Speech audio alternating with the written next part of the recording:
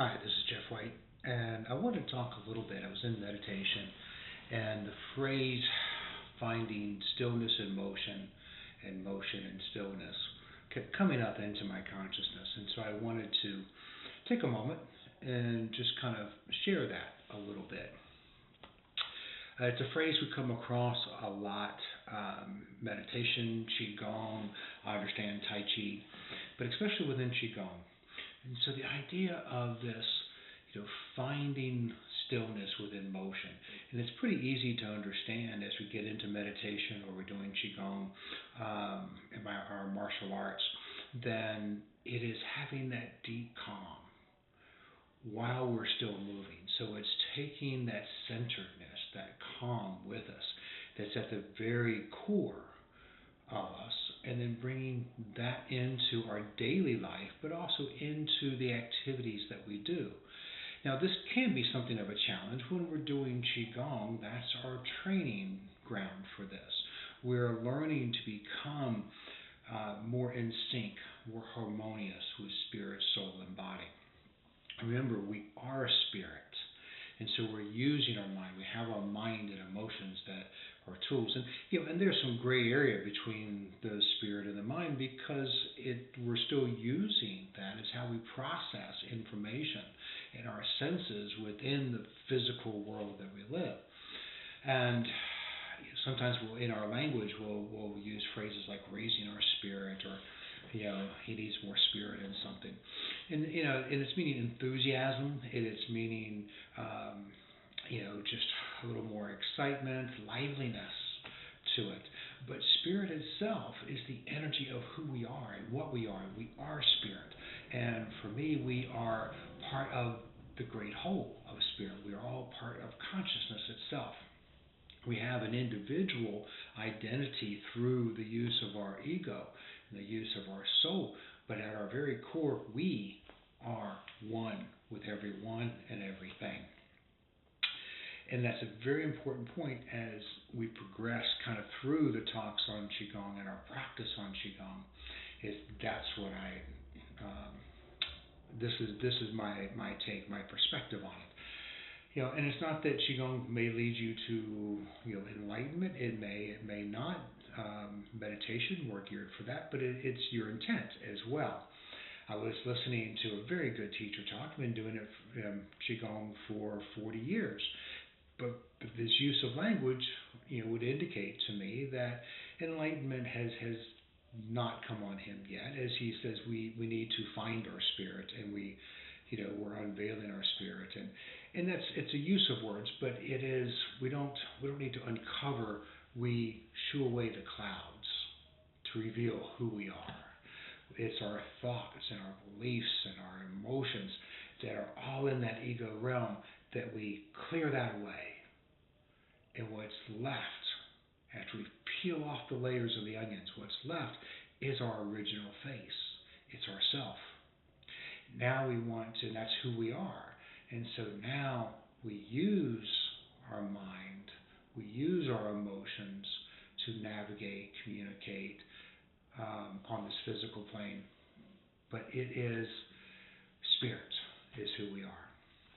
So in this thing of finding that stillness within movements, as we do our Qigong and we feel this centered and calm, keep that calm, keep that centeredness about you and everything that you do. Try and make it deeper. The deeper that you go with this calmness, the more results you'll see, the more benefit. You'll find this profound sense of vibrant peacefulness is probably the best way that I have to explain that. It is this vibrant peacefulness that happens. And joy. There's a sense of joy, not a happiness that's dependent on something, but a very deep-seated joy. So in this concept of this inner calmness, this inner focus that we find while we're in movement, we train that through the Qigong. We train that even through our forms and our movement in martial arts for those that practice martial arts. Then we find that depth of calm, that depth of peace and focus within that movement. Now, what is finding movement, within stillness can be a little bit trickier. For me, finding that movement within stillness is as the body is calm, the mind is obviously still active. Now, we don't want to have the monkey mind. That is still movement within stillness, but it's not the kind of movement that we wish. We want to be able to release that monkey mind, release those automatic thoughts. We want to become far more intentional with our focus and with our thinking, with our presence and with our being. We want to become far more intentional than we have been. So finding that stillness, that movement within stillness can also be so calm and relaxed. Do I hear my heartbeat? Do I feel my body sensations? When I'm really calm and I'm just being mindful in that moment, the body still moves. There's still blood flowing. There's still energy moving. There's still breathing. Pay attention to the breath, to the in and out. Pay attention to the lungs as they expand, having that deep diaphragmatic breathing, feeling the diaphragm begin to be able to expand and stretch. And it's a muscle that has to be used as well. So the more that we're aware of it, and the more we engage in diaphragmatic breathing, then the stronger that muscle will become, but the more we feel. The same thing with our lungs. There's times when I'm taking these nice deep breaths and you can feel it's almost as if the lobes of the lungs are expanding down deep where you don't always get air into them. And sometimes you may not to have a lot of fullness of the lung if we're used to a lot of chest breathing. The more we do the deep diaphragmatic breathing, the more oxygen you breathe in and expand your lungs, you'll feel that. Your thoughts. There are certain types of meditation where I'm focusing on chakras and energizing each chakra as I go up, and I can feel that energy. I can feel the energy as it comes up my spine, circles through my head. I can feel behind the third eye. I can sense and feel that awareness as it expands. Other times we're doing meditation and we're tracking, say, lung meridian or heart meridian, and I'm just feeling this energy as it flows into my body. So it's also finding this movement within stillness. So it's the combination between those two. So the idea is, be attentive to it. Which also kind of just brings me to a point that, this is your practice. Excuse me. It's always your practice. Learn. Same thing as I teach within the martial arts. I go, learn the concepts, the principles of what we're teaching, and then find ways to express that and use that, and find the limits of that concept if there are some with those principles. How can you use those? Where does that principle apply? This is within Qigong practice, within meditation. There's a lot of variety within different schools, different teachers, different thoughts in both. And some, you may pick any movement, and somebody's going to say, well, that's not right, or yes, that's how we do it. And follow concepts, follow principles, and then find those movements, those flows that really resonate with you at that time. Be open to all of it. Be open to everything, but you want to find those things that have the most impact for you. But understand that may be an impact at this particular time. 90 days from now, that may shift. So don't get stuck. Don't become so attached into a movement. Just listen. Pay attention. And until you get to that point, do exactly what your teacher tells you and practice those flows. Practice those. I have a Qigong class for every Saturday. We put it up on video. And so go back through the week and play with that flow. Practice that. But eventually, as you get very more comfortable and confident, you're going to feel like, okay, this one doesn't speak to me as much. But this movement, that feels good to me right now. And so we do. So then you focus your intent, your breath, your movement. Remember, we're not just moving, and we're not just following breath and movement. I want my mind, my heart-mind engaged. I want to feel the energy. I want to expand that energy within my physical system, within my energetic system. I want to be able to feel all of this move. So continue with that. Find things that work for you. all right, and then work on those more. Still can always expanding your base at the same time. But no, this is your practice. Nobody can practice for you. Nobody can understand it for you. You have to do the work. But you may take this as deep as you want to go or as light as you want to go. There's some people I talk to, and they're doing some of the movements, and this is good for them. They get calm, they get centered. That's all they want from it. Others want to go deeper, and they see it as a path, as a lifestyle. And really, I think Qigong really is a lifestyle. It is when you really start feeling how much this energizes you, how much it creates this vibrant sense of peacefulness and calm, clarity of thought, clarity of emotion and intent. And now I can see my path a little more clearly. This is a path that happens from Qigong, and you continue to walk that. If you feel called for that, do that. It's the same thing. I use martial arts a lot because it's my other great passion in life. And and we tell people, I know when people come through. Some come in and like I did when I started, I wanted to learn self-defense, and I wanted to be able to feel like, hey, I was comfortable protecting myself, and I was, older when I got started, but and I knew I could fight. I had a rather colorful youth, but there was more to that. And I knew that martial arts would offer more than that. But that was the initial part of when I got started, which is why I didn't start in some other styles that were less self-defense, self-protection oriented. But then over time, it becomes deeper, and you see this is more of a path. You see the benefits of the calm and the movement, and it begins to speak to you. And my spirit, I can look at this and say, okay, I understand this, and I understand. I can see where this is going to take me. At least I think I do. So at least in the immediate future, so I'm going to focus and walk this path, use these concepts and principles. I want to be able to stay calm. Now, with Qigong, I always teach, take these deep diaphragmatic breaths. It stimulates the vagus nerves. You engage the parasympathetic nervous system. More importantly, you are bringing you to the forefront. You're letting go of the monkey mind, of all the thoughts. In that moment, you're becoming more mindful, more present. In this present moment, you're not ruminating from the past. You're not fearful of the future. You're right now in this moment. And there's so much depth defined in this moment. And so that's what you want to be able to find within Qigong, within meditation, is the depth of that moment. And what does it bring? What value, what lessons does it bring to your life? What benefits? You'd be very surprised. So remember, this is your practice. All right? Continue, make it something you do every day, every other day.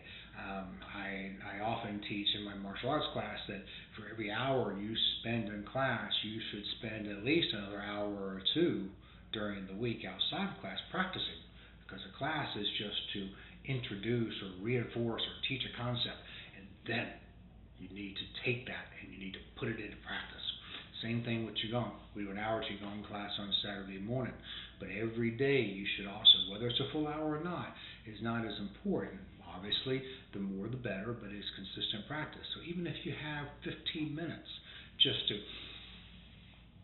be nice and calm, and you do it with quality, resonating, engaging, feeling the energy in your body, giving it permission, so to speak, to be expressive, and you express that. You put your intention into that expression. Now, your daily quality Qigong time takes root. It has a much serious benefit to it. So, which brings us to the point when you're in meditation or when you're in Qigong, go deep. It's quality, it is quantity. But obviously, with all things, it's quality over quantity. Now, especially with Qigong and with meditation, the more quality and the more quantity, the more benefit. So go deep, then go deeper. In my relaxation or in my meditation, and I'm breathing, and let's just say that I'm doing a meditation where I'm focusing on internal organs. So there's one I do, we work on the elements and the organs, and say we start with the lungs, and we'll move to the kidneys, and we go to liver, and we go to heart, and we go to spleen, stomach. If I feel resistance, if I feel I'm rushing through this, let that go. Don't stop. Let the feeling of rushing, let the need to rush, let that go. Let it pass. Re-engage and go deeper. Relax the mind, relax the body. Use your intent. Not tension is pushing. Leading intent leads. It assumes it's already there and it's in control, and now you're leading. But I want to become more aware. When I feel tension in my mind and my body, I want to let that tension go, and I want to go deeper. And I want to go deeper. And now take it with you. When you finish your Qigong session, through your day, take it with you. When you're at work or you're at school or at home in the evenings, take those deep breaths. Engage in centeredness.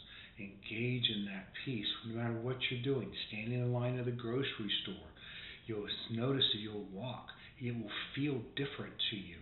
There will be a different quality of aliveness that comes from within you. Over time, people will see it in your face, they'll see it in your eyes, they'll see it in your demeanor. But that's not the important thing. The important thing is, how does it feel to you? What benefit does it bring, letting your original face out? What does it mean to you to be able to see with clarity, less of the muddleness of the ego mind and more of seeing through the ego mind with yourself, with your spirit. With spirit, you're seeing this. I'm getting greater clarity as I see and I feel things. I meet obstacles with greater calm and centeredness. And there's always challenges, and you're going to screw up. And if you're married, you know you're going to screw up. But go back, do it again in that moment. Those are the things that are growth. It's one thing. It always had stories, and I understood this from my deep meditation days. That if you go into an ashram or if you go to a monastery, and I could spend years there and feel and have awesome insights and feel incredibly empowered.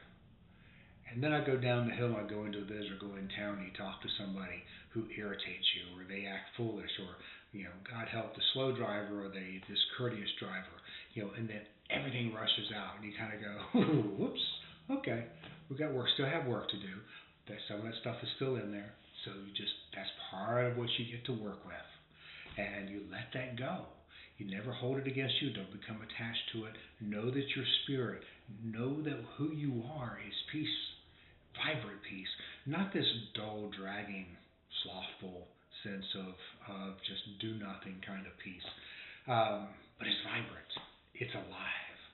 All right? It's surging within you, but yet it is eminently peaceful and connected.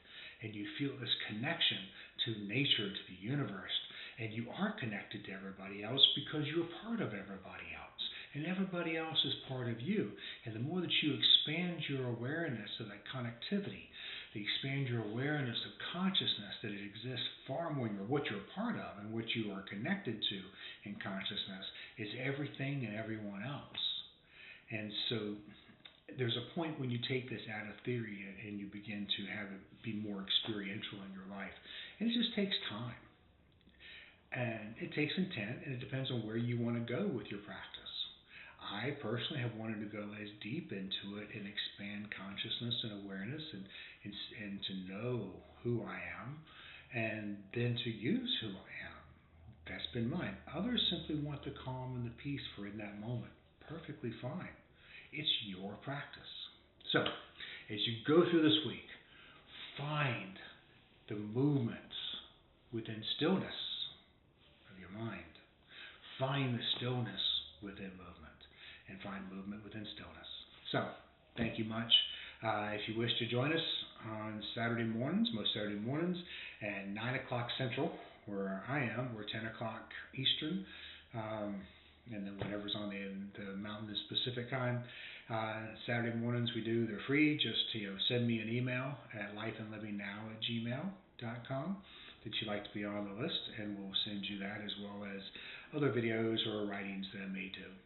But thank you, and have a great day.